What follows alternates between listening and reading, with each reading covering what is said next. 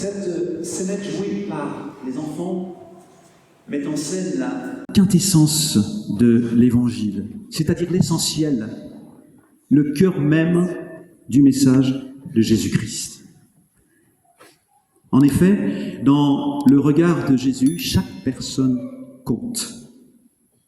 Dans ce regard, il n'y a pas d'individu qui serait inférieur aux autres ou moins important que les autres.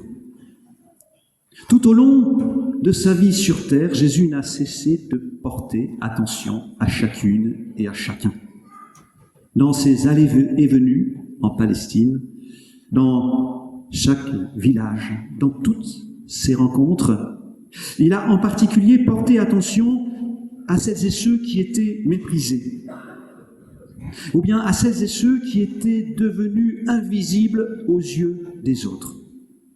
Et d'ailleurs, il allait vers eux exprès, comme s'il cherchait à compenser le manque d'estime dont ils avaient souffert. Les lépreux, les collecteurs d'impôts, les veuves, les prostituées, les étrangers, bref, tous les exclus de son temps, tous découvraient dans son regard qu'ils n'étaient pas moins que rien, mais des êtres dignes d'être aimés, des frères, des sœurs, des amis. Et savez-vous que pour signifier cela, pour manifester que chaque personne a une valeur infinie à ses yeux, qu'il aime infiniment chacune et chacun, Jésus a demandé à ses disciples de répéter un geste, un même geste. Savez-vous lequel ?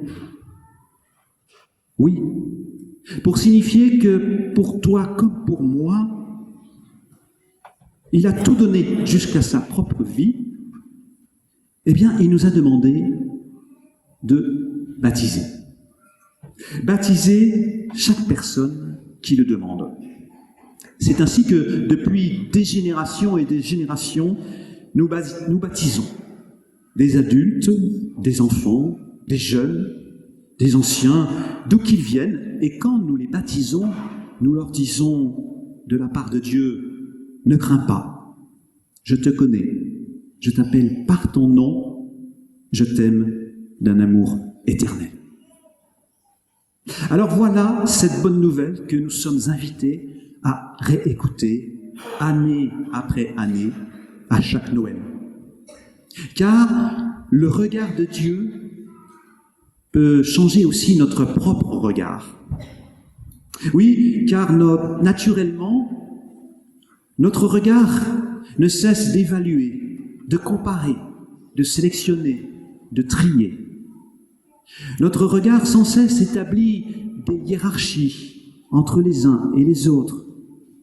Notre regard classifie, il colle des étiquettes.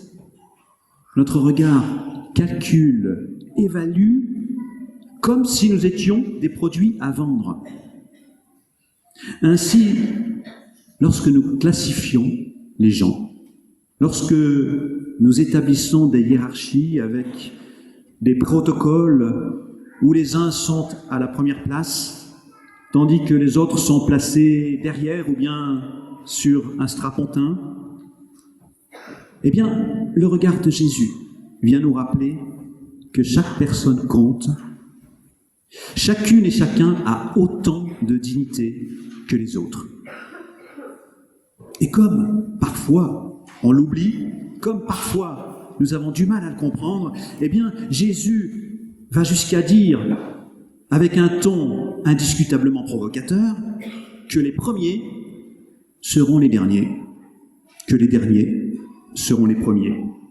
Et voilà. Et l'apôtre Paul le retira à sa manière, en écrivant avec force, devant Jésus-Christ, il n'y a ni maître, ni esclave, ni homme, ni femme, ni grec, ni juif. Autrement dit, devant Jésus-Christ, chacune et chacun est aimé et a une dignité.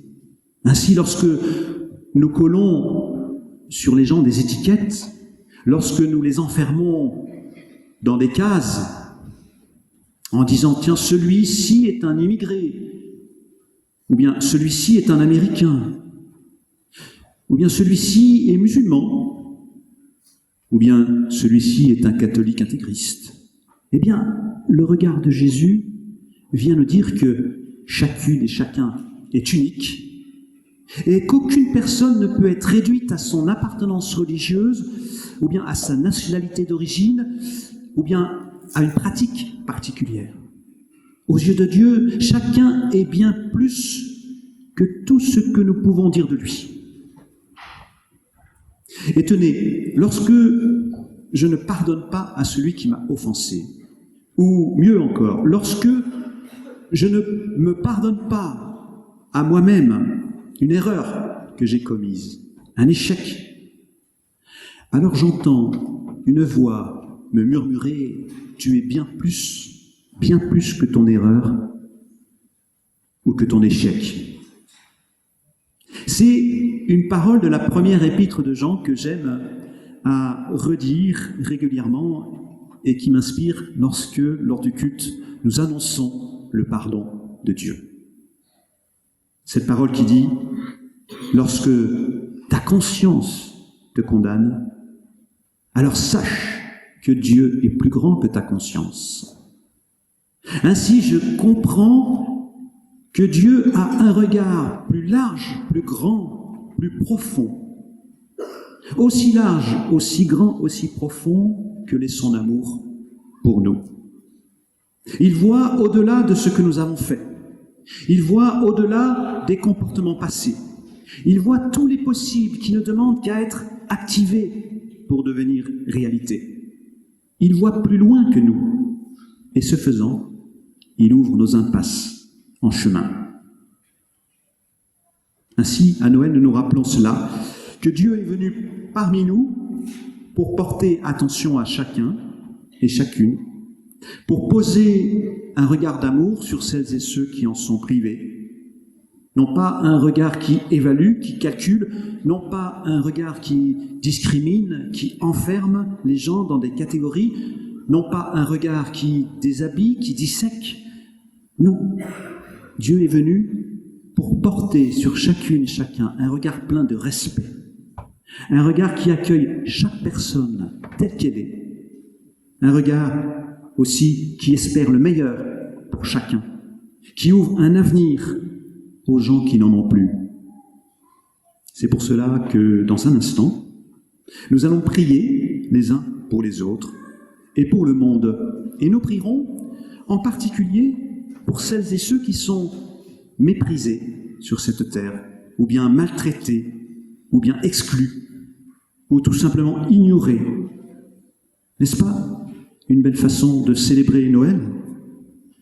Malgré les catastrophes, malgré les souffrances, malgré les violences, malgré les guerres, célébrer l'amour de Dieu pour chacune et chacun, pour que le jour qui se lève soit plus beau. Amen.